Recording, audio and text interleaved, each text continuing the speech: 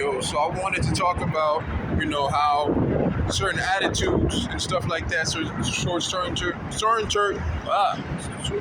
certain attitudes towards certain people will affect, the way that they're seen and the way that they get to move around in the world. So for one, let's give an example. You got white people, right? Europeans, especially Western Europeans. The way they have distributed their history to the world, makes them look favorable. People see them as people that you can trust and you can put them out there and, they'll get their job done. They're reliable people. They're more, quote unquote, civilized because they have, they see them, they put their history down as, writing and, industrial revolution and all this kind of stuff. So you got all this history put down about them. Their history is, the main distributed history. They put their history in, they tie their history with, being Christian. So you have it like that. They get put out there in a certain way, and they don't really get, seen as, like in a savage light or in a real negative light, And then you take that and you take that with another group of people. Let's say you take a Middle Eastern type person. Let's say you take someone from like Libya or someone from Iran, especially Iraq, Syria, real rough ones. So if they do make certain mistakes, like let's even like leaving a backpack. If you leave a backpack as a Middle Eastern person in a major city, you could make certain people who have a certain bias against you, light you up. They might freak out on you. Police can get involved, depending on the situation where you at. It could be real bad for you. The whole reputation can go downhill. Especially in the 2000s. Nobody talked about that. Middle Easterns that were living in like Cleveland, all throughout Ohio, definitely in New York City, they were getting it. Even if you look Middle Eastern, if you look brown, straight hair and shit like that, you know what I'm saying? People was looking at you funny stuff. People were like, yo, where you from? You know what I'm saying? You look like you might bomb somebody. And people were just going crazy. People had that hysteria of people that were Middle Eastern. People thought they were all terrorists. So like that, you might not trust a person that you feel has a little Middle Eastern background jumping into politics. There'll be a bias there. People don't really put out Middle Eastern history like that, except for when they talk about Mesopotamia. And they're not talking about more recent history and how the Middle Easterns, influenced a lot of Europe. Like for example, a lot of the bagpipes that people, a big part in, is it Scottish? I think it's from the Scottish who have the bagpipes. A big part of their culture is bagpipes, and they see it as that like their culture, but it actually comes from Persia. And algebra and I think arithmetic, algebra, arithmetic. What's the other one? Alchemy. All these types of things. They come from a Muslim type of background. Muslims introduced it to Europeans from the Dark Ages. A lot of Europeans they try to stand on their high horse and act like where they are now is because they just got there just out of luck. No. If the Pilgrims didn't get help from the Indians and they didn't show them how to farm, they would have starved that winter. If the Europeans didn't get help from the Muslims, those Dark Ages, they never would have been pulled out they never would have been able to been big enough to start finding ways to trade with, Asians and stuff like that to get around the Mediterranean area, get the boats up, get their weight up and go out and start to take over. That never would have happened. They would have been, not only would have been finished, they would have become slaves to the Muslims. And that's probably how Europe would have been. They would have become slaves to the Muslims. They would have got extended, and that whole region just would have become, right now they probably would have been, definitely would have been, eventually it would have been Muslim, Catholic wars, but, if they didn't catch up and learn all that, to get all that math and all that, Muslim influence down and take over, and then decide to become, Christian or really Catholic, Catholic state. And then later on, they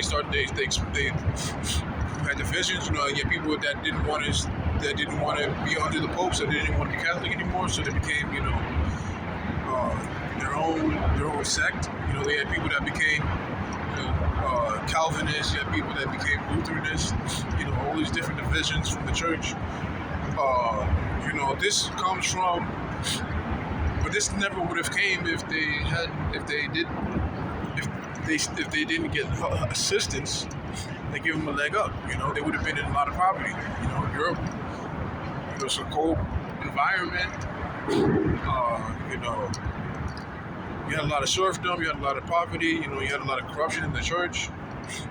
Yeah, it would have been bad. You know, the same way the Middle East seems to be run by religion, and you have all these religious nuts. Europe could have been the same way. And little things that happened deviated that. So, that goes to show that, that little things can happen that can send things on a different trajectory. So Europe, Middle East, they didn't really get off that religious, they didn't really break off the religious thing, so they weren't really able to jump into an industrialized society, which just what kind of helped them, the Europeans, to steer away from, being ruled by, all these religious heads and stuff like that, these religious figures, and just taking anything they said and just going with it. So they kind of stayed a little backwards. And that's kind of the same thing that's happening in India. You have Muslim and Hindus that kind of hate each other. They hate each other, I'm not gonna say all, but there's definitely stuff in the news where I've seen where it's like, they'll do horrible stuff to Muslims, and they get praised for it because they just hate. I don't know the whole history of it, but I know that Pakistan and India, they were one.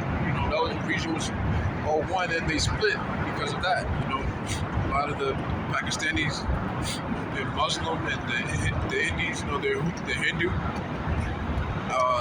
and that just wasn't working out. I'd have to go over that again. I forgot what the whole thing was about, but I think it was in the 1970s and whatnot, and they split. Pakistan got its own thing, but my thing about that is that you have that going on, and you have so basically, these splits and things like that. It's basically the same idea of what you had in Europe back then. You have people trying to fight for power. They're doing it under religious, under the religious guidance, basically. So they haven't fully become industrialized. And even being industrialized has a two-way thing. Being highly industrialized is what breaks up a lot of other things. You become the first world become very greedy. We take things for granted, and then there's a whole bunch of issues with being quote unquote first world country. And first world countries exploit a lot of countries that are not first world or are not in the first world. Take advantage of their lack of weapons and military organization, to stay afloat, to take the resources. But my thing is that these countries, they try to stay in their roots and things like that, but those things conflict each other, and those things can give them a negative push in the world where the European media or first world media, can control the image that is, or that where the first world media controls the image of the world, So if you have a place like, the Muslim world, they put out certain images of Muslims and go, bombing things and going to war over this and that, and, show you the dilapidated buildings, and that'll result in the way that people see Muslims. That'll make people look at Muslims and not really want to fuck with them like that. See them as backwards. See them as people that they don't really want to immigrate to other countries like that. They're not, people might not be crazy about talking about Muslim history. people might not really want to have mosques near them, things like that. And then, Hindus, Indians, you have them, and there's a whole bunch of them, and they have a certain image too. You have Indians or Hindus, and they have a lot of things where they believe in the cows, and a lot of them have like a, what do you call it, a ceremony or a festival where a lot of them they swim in cow dung, cow shit, and that's their ritual. That's their, not the ritual. That's their ceremony, festival, whatever. And to many other people, of course, it goes crazy. They have a certain look for that. Another look is that they believe in reincarnations and stuff like that, and they believe that certain people deserve a certain treatment because they're bad in life, and a lot of that goes into the treatment of the Tamil. And so, because of that, the Tamil, they work in the streets, doing little menial jobs and terrible jobs and getting terrible treatment because they're seen as, sinners in a past life. So you have that going on. And then you have, what's another thing? You have a lot of people that, they worship people. I think they also worship people who have like multiple limbs. But it also goes to show that, different. So if you have a deformity in another part of the world, you might be worshipped. And then, of course, if you live in another part of the world, like let's say you lived in Greece back in the day, if you had a deformity, they probably would have thrown your ass over. They would have thrown you off a cliff. Seen you as weak if you lived in like Sparta or something. But yeah. So you got different, depending on where you are, depending on how you're perceived. So that goes. So for that, like another thing is, people see you as your culture as a backwards culture, a strange culture. People might perceive you in a negative way, like in a way where they feel like they can demean you. If you're a culture who's seen a certain way, people try to demean you and poke fun at you and stuff like that. So like, let's say, they were more of a people that you would call primitive people. So they would be something that your European wouldn't try to understand. They try to, I'm not saying all, but you have a certain European mindset, a white nationalist mindset among some that feel like, they see people like that. They're similar to primitive people. They're not as smart as Europeans are. Europeans, need to teach them how to become different. And, so what happens is their language, they might lose their languages, go to European schools, might get made fun of for if they have a certain hairstyle, that they might wear their hair a certain way, or they might get fun of for, dressing a certain way, not dressing like European kids, or wearing their mismatching their clothes like European kids, or just like just Western kids in general. If you're an Australian or Aborigine, and you're doing your own thing, and then now you go to school with the European kids, it's going to be a stark, or just Western kids, the other European kids, it's going to be a stark contrast. You might feel like the odd kid out when you go to school, So you might have those kinds of things going on. Same thing with African kids that go to school in America. You might go to school, you might see yourself as the odd one out because your parents might giving you food that's not really talked about. It's the foods that are not really talked about on TV and regular media. They talk about Italian food a lot, Greek food, British, English food. Of course, white people love Chinese food. They love Mexican food.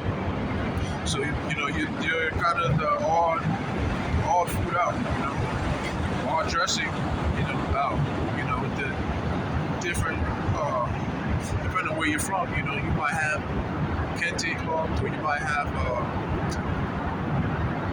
what they call, like I know like Angolans, I don't remember what they wear, but they have a different type of cloth they wear.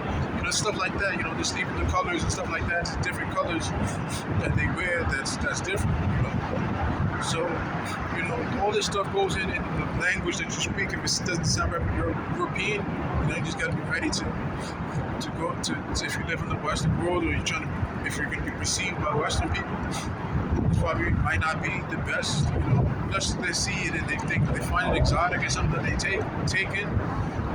You do have Europeans who find Swahili in an exotic language, and some of them learn it. They're interested in Swahili, the Swahili culture. Depends, a lot of them love the Zulu. Shaka Zulu, all that. All of this goes in. It depends. All of this goes into how you're seen. But yeah, you have to realize that the history, your religious beliefs, or your spirituality of your people, and your attire, the significance of the attire to the people,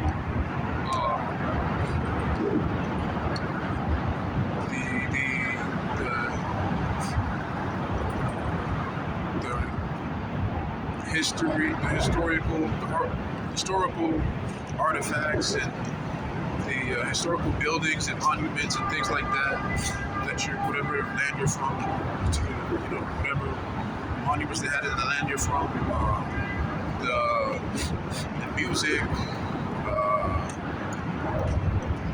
things like that, all tie into how you're seen and how you see yourself. That's why you definitely have to, make sure that you keep, many things written down, and keep the original languages, and keep the written language, stuff like that going, so that you can have that go on, so you don't have someone else telling your story. You don't want that. That's what goes on a lot with Native Americans. Someone else is telling their story a lot of the time. A lot of times it's Europeans that's telling their story, and there's a lot of bullshit. If Europeans do this as an excuse to dominate America, this whole manifest destiny is used to justify taking coast to coast, going coast to coast. And then you got in Canada, it's French fur traders and British colony, up there, they've taken up there. And you have the Spanish. The Spanish, the more they blended in, creating a mestizo glass and all that down in Mexico and Central America, South America. So that's a little different. But all that goes to create certain mindsets about the people that live in these different places, and creates the conflicts, many conflicts that still live with us today. You have conflicts. We still live with biblical conflicts to this day because of the Middle East. A lot of that stuff is written down. People take that stuff to word, and many cities are named after biblical cities. People take that and they take that very to heart. And these biblical beliefs, or these biblical battles, are in our battles today. A lot of battles come from biblical ones. A lot of people feel that a lot of biblical stories are things that are meant to be revealed and things like that. Who knows? I don't know. Gotta read more, gotta know more. But yeah, the way you see yourself, you gotta make sure you see it through a good lens. You gotta see it through, close as you can to your ancestors' lens. You gotta understand how they went through things, how they would have lived in their own environment. You gotta see things through your lens. You can't see it through someone else's lens. You gotta make sure you don't let other people try to put you down and put you into a certain place. So that's just for anybody who's, might be from a culture that's out of place in a certain time. And you just gotta also, try to move with, the times. Not the way white people do, but the way that, you do. If you're gonna be a Muslim, you still gotta understand that you keep your beliefs, but you gotta go and you gotta modernize the way that you can, so you can get better access to, to water, food, and all that. Because, it's definitely going to get harder, the times that we're in. A lot of pollution and things like that to get the same access to water, running, clean water, and, good food, especially with the population population rising. You know, when you have a population of people rising, and a lot of these people are poor. A lot of the upper class people, this 1% of the people, they feel like we're expendable. You know, there's too many of us, and they don't feel like taking care of us. They feel like they got a technology that can replace people. So you never know how they, they can get a real something else with that. You know, you just keep seeing the talks about the population. So we gotta be careful with that. So we gotta, people that have nots, we gotta look out for each other. We